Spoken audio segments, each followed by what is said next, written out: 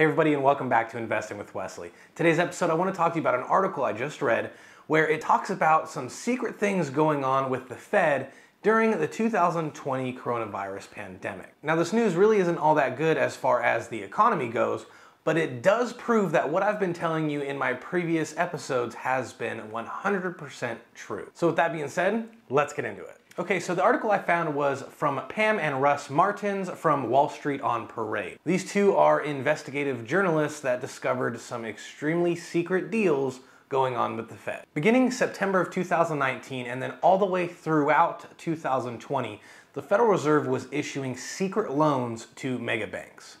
Now, in fact, we already knew that the Federal Reserve was going to be issuing these loans out to all the banks as part of a bailout. But what we didn't know is that they were also secretly issuing over $48 trillion worth of secret loans to megabanks all across the world. Now, I'll get into the 6 main banks that got the majority of the money. But before we get there, let's just talk about the significance of this and why the Federal Reserve would have to issue these secret loans to these megabanks. And ultimately, it comes down to the facade that the Federal Reserve is playing in making the public believe that everything is hunky-dory with the economy and that we are not, in fact, completely over-leveraged to the point of bankruptcy. Now, issuing these secret loans to these megabanks is proof in and of itself that these banks are just so vastly over-leveraged that they absolutely need more cash reserves and needed to be bailed out. Otherwise, they were at an extremely high risk of default. So, which 6 banks got the most money in this secret bailout? Well, I'll put it up on screen.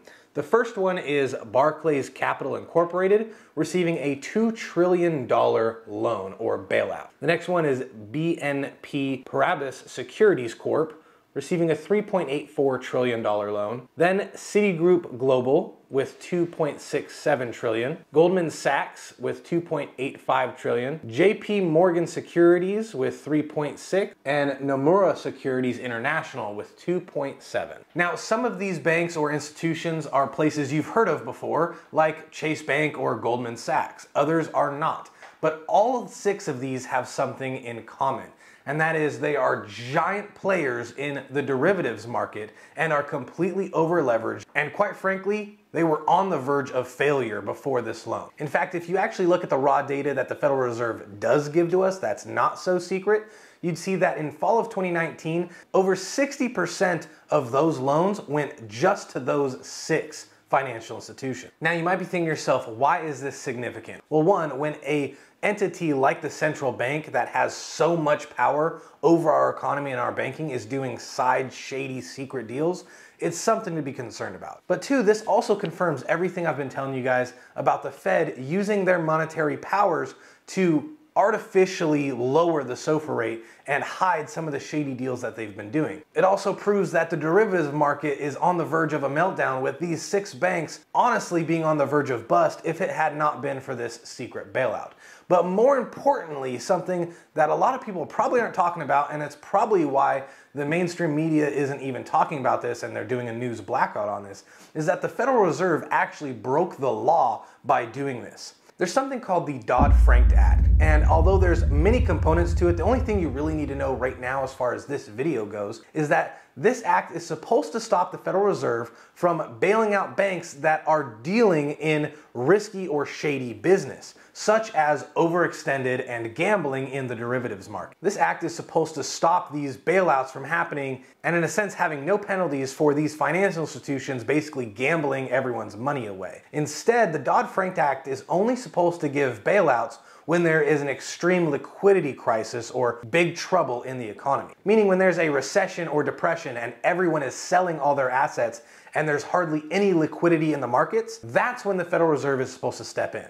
They're not supposed to step in and bail out these financial institutions that just lost on a bet that they made. Now, I'm brushing over a lot of details here in these 2 articles that I've been reading, so feel free to click the links that I'll leave in the description to read the full article yourself. So let's recap on everything I've just said, and then I'll offer a little piece of advice on what you should do if you're invested in the markets right now. So we've recently switched from the LIBOR rate to the SOFR rate.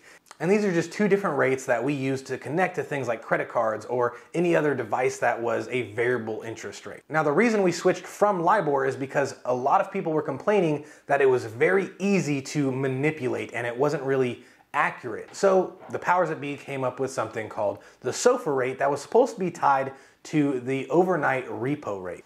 Now, on September 17th of 2019, the repo rate suddenly skyrocketed for seemingly no reason at all. And it brought a lot of concern to people watching it, because if the overnight repo rate could suddenly skyrocket for no reason, then that could also mean that the SOFR rate that is attached to this repo rate could skyrocket for no reason as well. And that would also mean that your credit cards would go up. If you had a variable interest rate mortgage, that would go up, but also that the SOFR rate was going to be tied to derivatives. And if the interest rate of derivatives just suddenly skyrocketed, that could potentially cause the entire bubble to pop, because there is several quadrillion with a Q dollars worth of value held up in derivatives. Now we find out that there is these 6 very large financial institutions on the verge of bankruptcy because they have been over-dabbling in these derivatives and coming up short. So much so that they needed a secret bailout from the Federal Reserve, the same institution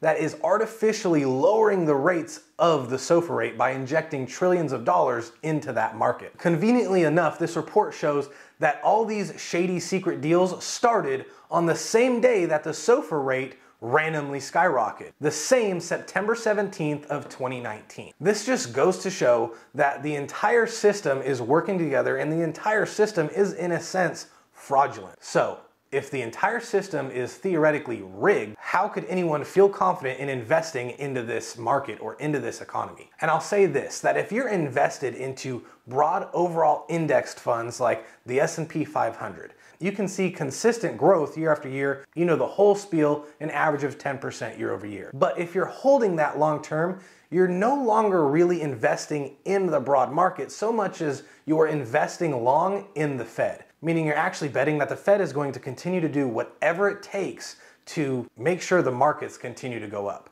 Not that the value of the markets themselves represent the price that you're paying for those investments. And this is why people are calling this the everything bubble. Because the Federal Reserve has been injecting money everywhere and propping up the markets everywhere, everything is at an all-time high. Every single market you look at is at all-time high. And most of the time, the price you're paying is at an absolute premium because the intrinsic value of whatever you're investing in isn't actually there. Think about the housing market here in California.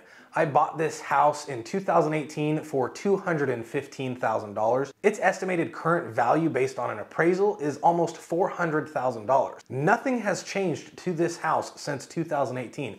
Nothing I have done has added that much value to it. But just because the prices of everything are going up around us means the prices of this home goes up as well. That is, in a sense, what the everything bubble is all about. So, if you're invested in the stock market, what advice could I potentially give you to make you feel more comfortable? Well, one, you could just simply continue to bet on the Fed if that's what's been working for you and that's what you feel confident in. I would also highly recommend that you get with a professional investment advisor, not a broker, but an advisor, and have them go over all of your investments and if you're actually paying a premium or buying at intrinsic value. As an example, I used to index the market a lot. But now I hardly do that. Instead, I like to cherry pick really good value companies that I would like to own, rain or shine, whether the company is doing good or bad. These 6 or 7 companies is what I made my previous video on about the 6% dividend ladder. These are real solid companies that have been around through more than one recession or depression. And not only do they keep enough cash to stimulate their own company's growth so that the share price grows,